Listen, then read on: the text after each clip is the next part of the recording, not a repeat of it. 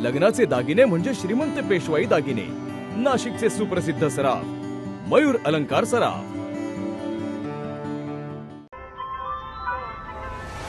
ताज्या बातम्यांसाठी नाशिक न्यूजच्या YouTube चॅनलला सबस्क्राईब करा आणि बेल आयकॉनला प्रेस करा.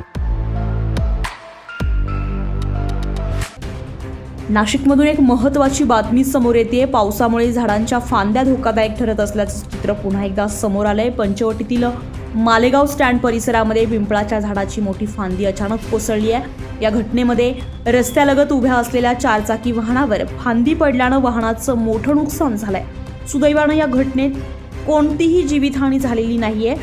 दरम्यान सतत पडणाऱ्या पावसामुळे झाडांच्या फांद्या कमकुवत होत असून नागरिकांनी अशा ठिकाणी थांबणं टाळावं आणि सतर्क राहावं असं आवाहन करण्यात आलंय.